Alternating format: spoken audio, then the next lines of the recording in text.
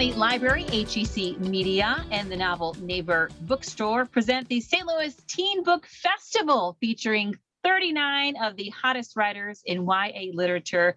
I'm your host today, Julie Tristan. So excited to be with you. Now, this was supposed to be a weekend-long in-person festival. Obviously, none of that is happening. We are doing it all virtually, but via Zoom, which is so fun. So welcome to Body Talk, 37 Voices Explore Our Radical Anatomy. This book right here. So exciting.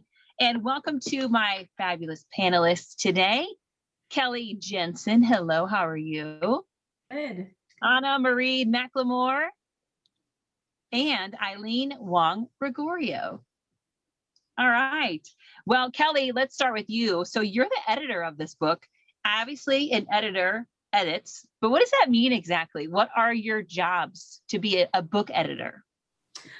So for me, like what I do as an editor for these collections is reach out to people that I would love to have contribute and think about what it is that they are passionate about, that they are knowledgeable about, and then have them write about those topics. And throughout the process, I'm available to them as an editor. We can go back and forth on a piece, or in some cases, I think both of my contributors who are here right now, it was pretty much they sent a finished piece and we went through small little changes. And then from there, a lot of my responsibility falls on deciding how to organize and structure the whole collection to make it make sense and to sort of find those through lines and themes and topics and put the collection together in a way that's coherent and a book rather than just like a literal collection of essays.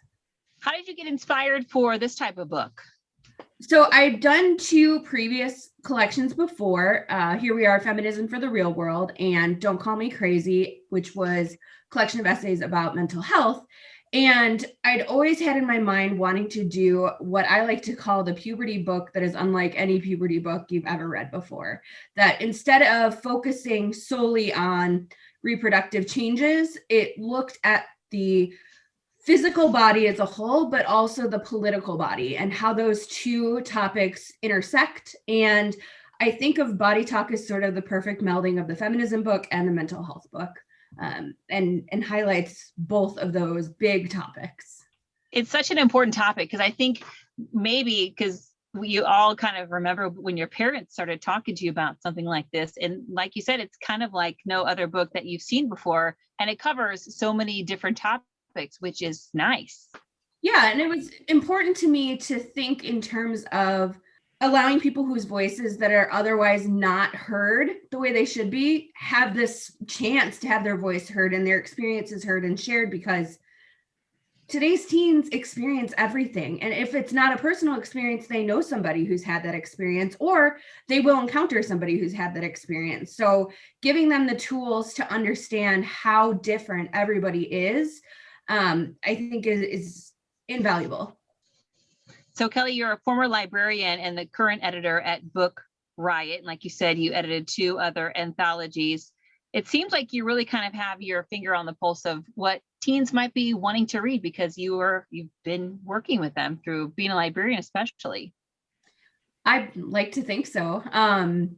I worked in public libraries for a number of years and loved working with teenagers. But one of the things I found was that nonfiction was challenging for teens. It's gotten so much better in the last half decade or so, but there was so little readable nonfiction that somebody could just check out and read for fun or read because they're interested in it, as opposed to reading these books for reports or for homework. And so I saw this sort of perfect place that I could bring my interests and talents and then also work with these writers who so many teens today know and love, and give them the chance to work in a different medium, because so many of the writers are fiction writers, but their stories are so fascinating. Their lived experience is so important that this is an opportunity to give them the chance to tell about their own lives. Well, I'm excited to chat more with you about this book. Let's talk to some of our other panelists, though, because Eileen Wong Gregorio, we got to tell everybody that you're a doctor, because that is so cool as well. A practicing surgeon by day, you're a mask avenging YA writer by night. You got your MD at Yale, residency at Stanford, where you met the intersex patient who inspired your debut novel, None of the Above, which won a lot of awards. Congratulations on that. Thank you. I mean, so I say surgeon in my bio mostly because when I say that I'm a urologist, it's really embarrassing, but you can insert your joke there. I don't have any urology jokes to even say. Oh, really? No, I don't. That's an anomaly. I have a ton. I have some very fun stories, and I'm sure that that's why Kelly wanted me involved in this book, because even though we are an all-female panel, boys will have much interest in what I write, just because I just wrote about junk, which is my specialty, literally, but also I think is something that's really important to address in a nonfiction book where you talk straight, because it's something that's so taboo. That's what I was going to say, for maybe some teens that don't know what a urologist is. What is it?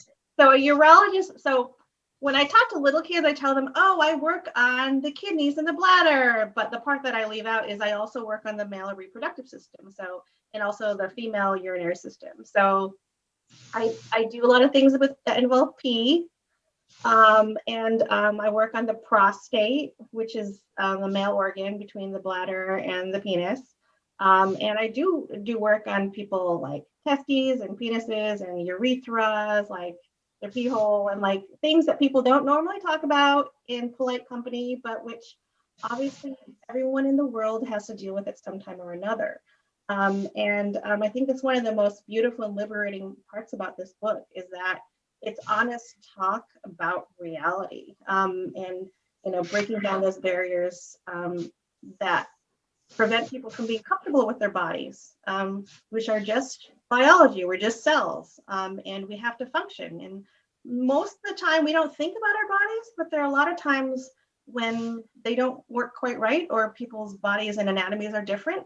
And the importance of bringing that out into the light, of bringing that out into conversation, is so that we can prevent shame when people feel like their bodies don't conform to this normal anatomy that we're taught about in school, which is really a disservice to a lot of kids, because so many kids and adults have issues with their urinary systems, and feel so hopeless and so lost and so alone when they deal with issues surrounding them.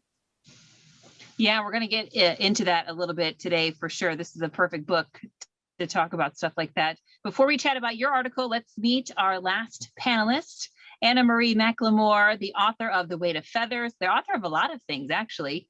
When the Moon Was Ours, Wild Beauty, Blanca and Roja, Dark and Deepest Red, Miss Meteor, the forthcoming The Mirror season. I like it says a lot of what they write could be called magical realism, which sounds exciting. What does that mean? So magical realism for me, for me growing up, I just thought of it as storytelling. I didn't even know the word magical realism until I was probably my early 20s. So it took me a while to even hear the term, because I thought this is just how we pass stories down. This idea of the ordinary and the extraordinary meeting. And also magical realism at its core for me is about community. It's about finding the beautiful in the midst of oppression, finding the heartening in the midst of the tragic. So it's this very meaningful form of seeing the world and of telling stories, where magic is something that that doesn't just belong to you. It belongs to your community. It's going to show up where you don't necessarily expect it to. In my book that's coming out next week, there are enchanted mirrors that sort of show this one girl things that she needs to face. There are vanishing trees. There's enchanted pan dulce. So the magic is often it's about family traditions. It's about things that individuals, families, and communities might need to face, might need to reconsider, and might need to talk about. So it's a lot of my work either is in this tradition, or I'm just sort of have it in my heart because of how I grew up. It sounds like a lot of fun. I want to live in that world too. That sounds amazing. Let's talk about Kelly, because you're not just the editor, you also wrote an article. Which article did you write? And tell me a little bit about it. So that piece is about polycystic ovarian syndrome, which is something that I struggle with. And basically it's a hormonal imbalance that happens for folks who have female internal reproductive systems. And so I talked about this idea particularly of chin hair and how it's a very common symptom of PCOS, or I should say side effect of PCOS, depending how you look at it. And how it's become such a joke in modern culture that cis women don't have facial hair. And, you know, it bothers me to no end because of how much is wrapped up in that and how much shame can come with what is a fairly common endocrine system challenge. 1 in 10 folks with internal reproductive systems have PCOS, and then 1 in 10 have endometriosis, which is a sister syndrome. And so I really wanted to talk about it because I knew nothing about it growing up. And it wasn't until I was out of college that I finally got some help for it. And I know that it's one of those things that starts early. It starts early in puberty. And I think there's just so much shame about a body that doesn't conform to what society claims it should look like. And so I was hoping to break that down and sort of take away some of the shame associated with it. That's a good idea, especially, you know, a big theme of the book is just being comfortable in your own skin and loving and accepting yourself. How did you going through that kind of feel that more for yourself? I don't know that I necessarily have. And I think one of the big things that I took away as an editor for this collection and really hope readers take away is that sometimes you're super comfortable with who you are and all the things that make you different or that can challenge you. But then there are times when it's not, and sometimes it's just frustrating, and sort of finding that middle ground and understanding that like our bodies are our bodies and there doesn't need to be a value judgment of that, I think is something that too often gets lost in talking about body positivity, and is yet something that can be super powerful for understanding, you know, like I might not feel great about my body today, and that's okay. I might feel different tomorrow. That's okay. And sort of coming to understand that this idea of body positivity or always loving what you look like or feel like is some made up ideal. Like we don't have to get there. It's great if we do, but if we don't, it doesn't make us a failure either. It just seems like it feels more relaxed that way. It feels like it's not so stressful. Like I have to love my body, and how do I love my body? But you're just kind of saying that sometimes you do and sometimes you don't, and that's okay. Yep. And understanding that it's okay. Because I think there's so much pressure to believe that you have to love your body or you have to feel this way about it. And it's like, you don't. And it's more realistic to honor what you do feel. That's a good idea.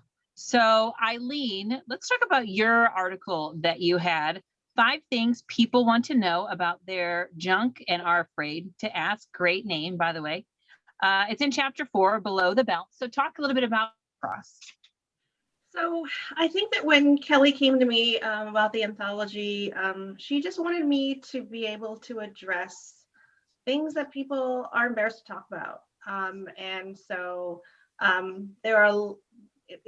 we sort of envisioned it as being, you know, an anonymous question box, you know, like, so what are the things that people are the most embarrassed to like go to a urologist? And for me as a urologist, it's really important because sometimes people are so embarrassed to talk about these conditions, particularly ones that could like be really life-threatening, like cancer, that they delay coming in, you know, like they feel a lump, but they're like, oh, it's going to go away, and they wait, and then they're like, oh, maybe I should see a doctor. And so like they come in like months after, and they have a tumor that's somewhat like suddenly grown and become metastasized. So it was really important for me as a doctor to be like, dudes, you know, this is not something you need to be ashamed about. This is something you just need to address. Like, just, you know, it happens. Don't delay diagnosis coming in, right? And it seems like a lot of us probably have more in common than we think, as far as a lot of people are worried about their body, worried about things happening, that they're going through. So I think a lot of people have the same kind of worries and fears about things, and you see them at their worst probably. And all I can do is just reassure them that they don't need to be fixed necessarily. And that's the best thing I can do is just have them get another pair of eyes, and the good thing about being, a so-called authority is that you do have the power to really reassure up a lot of people. And I hope that's what people get through the book, as they realize, okay, things can be a little different down there, and it's okay. On the other hand, if you feel a lump, go see a doctor. Don't be afraid about it. Yeah. You're also a board member of Interact, Advocates for Intersex Youth. Can you tell us about your work for this group? Yeah, that is work that really sprung from my first novel, None of the Above, which was sort of based off my own experiences as a doctor treating kids who are born intersex, neither male nor female, but something in the biological spectrum, whether it be because of a hormonal imbalance. Some people consider PCOS to be kind of a form of intersex because the bodies don't conform to the so-called typical anatomies. There are other chromosomal changes and hormonal issues, and just my particular character had something called androgen insensitivity syndrome, where even though they were XY, they were born looking phenotypically like a girl. And often these kids typically grow up being treated as girls and often identifying as girls, but not all. But they have when they don't have their period, basically they find out that they don't have a uterus, they're XY, they have internal testes. It's a complicated situation because so many people have a hard time teasing out the difference between biology and gender and sexuality. And so it's all tied up for a lot of people, sort of the assumption that if you're XX, you have this type of anatomy and you like boys, like it's all tied up in a lot of people's minds. And part of my writing, None of the Above, was to be able to tease out for teens, that it's not all connected. You can be XX and be attracted to other women. You can be XX and have this type of anatomy. It was an important thing for me because honestly, it's something that I didn't learn until well through medical school, until residency. And the most distressing part is that, and the reason why I joined Interact Advocates for Intersex Youth, is that for so many years, intersex bodies were made to conform to the norm. Surgeries were imposed upon kids before they were too young to even express their gender identity. And that's something that I still feel passionate about, and that I'm still involved in a lot of advocacy and even legislation to try to prevent. That's wonderful, because I was thinking about especially with the intersex, if you have heard of LGBTQIA+, the I is the intersex. Okay. Anna-Marie, your essay is also in chapter 4. It's below the belt. It's titled The Blood on Their Hands. Why was it important to tell your personal experience of intense pain from your menstrual cycle or your period? I think I started from a place of knowing that part of what the beauty of this anthology was going to be was so many of us talking about and this speaks to what Eileen was just talking about, so many of us talking about things that we're ashamed to talk about or ashamed to ask about. And so that was one of the first things I thought of, is how much I've worked to hide having these debilitating periods, having these debilitating menstrual cramps. And especially this is really interesting because we're all kind of works in progress. In addition to our writing being works in progress until it's actually published, we're all kind of works in progress. And during the course of this book's production process, I sort of realized came out as non-binary and trans in a way that like I had accessed a little bit as a teen, but then gone really deep in the closet. So during this process, like my pronouns changed, how I identified changed. And suddenly I was a guy, like I'm bi gender. I like half my life I look like this, half my life I try to pass as a cis man as much as I can, but you know, we have what we have. So I probably look about like a 14-year-old boy, like when I look like a boy. But I live half my life as a boy and half my life as a girl. So I'm suddenly like writing an essay about being a boy with a period. And I stood behind that. And I wanted to, like, I still wanted this out there because so many of us who menstruate, we have a lot of us are woman identified, but a lot of us aren't. Like there are a lot of boys with periods, a lot of non-binary people with periods, a lot of people who identify outside of those terms entirely with periods, and a lot of people with chronic pain that we feel like we can't talk about. And I wanted to leave this essay in a place that of hopefully showing that like it's okay if whatever you're dealing with is not resolved. Like I am not my debilitating menstrual cramps, I deal with them as best I can. I'm always trying new things, but they are not fixed. Like they are something I still live with. And like there's nothing wrong with you if whatever it is that's hard is something that cannot be quote unquote fixed, whatever that means. And that's part of why I'm grateful to be part of this collection of just like opening up what normal is. And as like my fellow panelists have talked about, because I think that's something that's so important and is so important for inclusivity too. I'm thinking about this. I'm thinking about how Eileen's books, especially None of the Above, have just been so important and affirming to me in ways that I barely know how to talk about. When Kelly was talking about facial hair, this is something that's also a racial issue. Like those of us who are of color are more likely to have facial hair. So like having some kind of bias against women having facial hair is also a racism issue. So all of this connects, and there's so many important conversations to be had here, and intersectional conversations to be had. And I see on your name, you have your name there, and you have they, them. What would you like to say to people that might be going through something like you've been going through? Maybe they're a teen and they're like, well, who am I, and what do I want to be? What kind of message or advice do you have for them? Whoever you are, whoever you are now, however you identify now, and however you will identify, it's all worth celebrating. If you figured it out very, very young, that is wonderful, and that is worth celebrating. If you're still figuring it out, that is wonderful, and that's worth celebrating. So many of us, we know how we identify very, very young. And so many of us figure it out as we go. And so many of us, like the terms that we use change. So it's all beautiful and it's all a journey. And even though it's hard, there are people in the world who want to love you and want to affirm you just as you're affirming the identities and lives of those you love. I love it. That's a great message. And I love how you're fans of each other, and how you read Eileen's book and you're a fan of Kelly, and she's obviously a fan of yours because she asked you to write for this book. Kelly, how did you find each particular panelist, and why did you want to reach out to them to have them write something for this book? So I always, when I get asked like how I find my contributors is a broad question.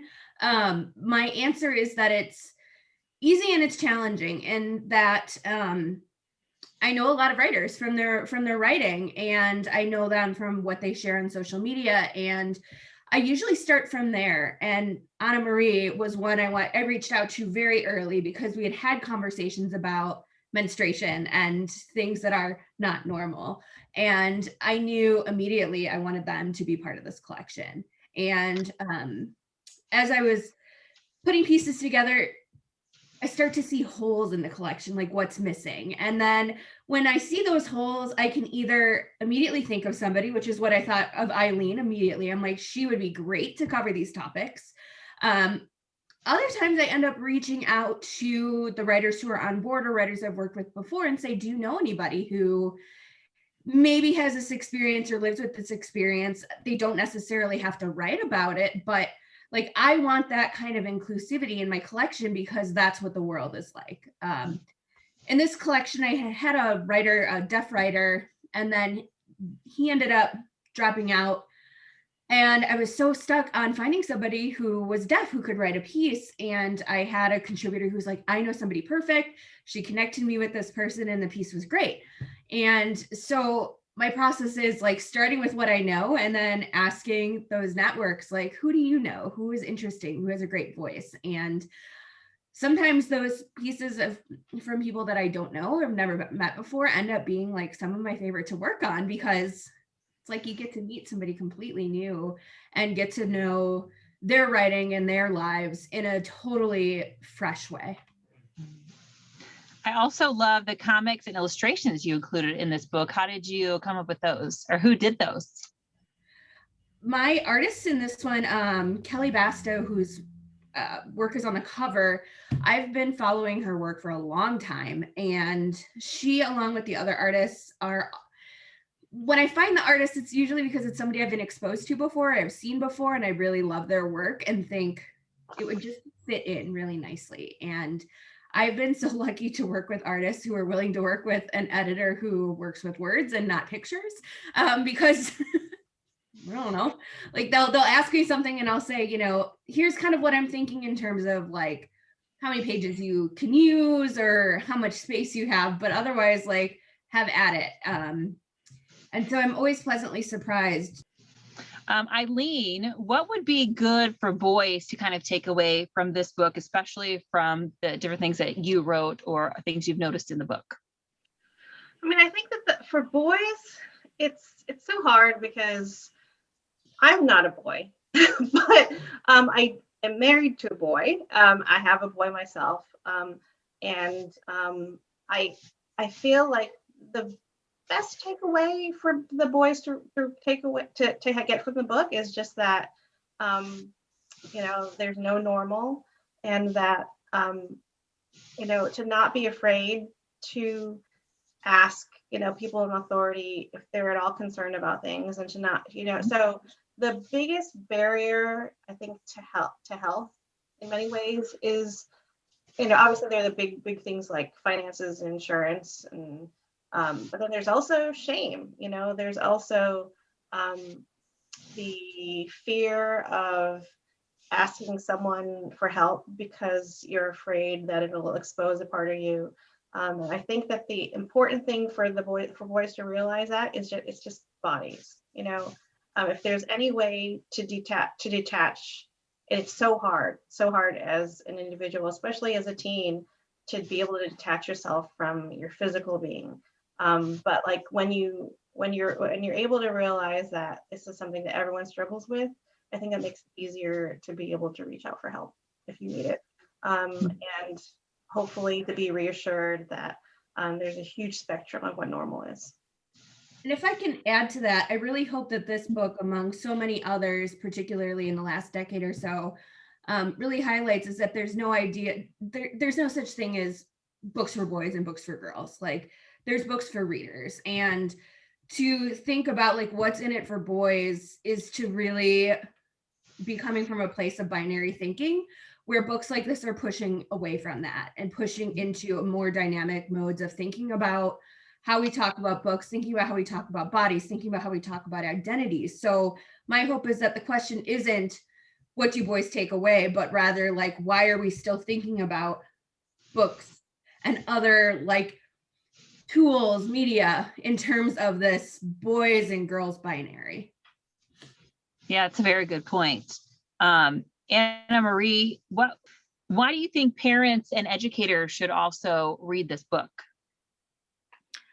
So I think first of all, knowing what's on the shelf for teens to read. It's so important, and it's so much of the work that educators and librarians do is knowing what's out there, knowing what books to connect with readers when they need them. And it's important for parents to know what's on shelves, to know what resources are out there. And I think of this book as has sort of been discussed as a way to start conversations, a way to answer some questions that sometimes people are afraid to bring up, and sort of open the world of what is okay to talk about. And that is something that I very much hope comes out of this collection. I think this collection will start a lot of those conversations. Miss Editor Kelly, what would you like to add as far as advice for anyone? My biggest thing I always say, particularly with anthologies, is you will connect with some pieces and not with others, and that's okay. Like I don't expect as an editor somebody to sit down and love every single piece in here. It might be that something resonates now when you're 15, and then when you turn 18 and revisit, something else might resonate. It might just not resonate at all, and that's okay. But what is important is that when you find those pieces that you really connect with, and you find those writers that you really connect with, go see what else they're doing, because so many of them are doing incredible things, both in fiction and nonfiction. And those are going to be people who help you along your way. Well, thank you so much to all of our authors for joining us today. Appreciate you being here. There are more Teen Fest events available to watch either on the library's Facebook or on YouTube. And remember, you can get your signed copies at Novel Neighbor. They're doing online ordering or curbside pickup. Thanks to everyone. Body Talk, 37 Voices Explore Our Radical Anatomy. Love talking about your book. Thanks so much. Have a great day.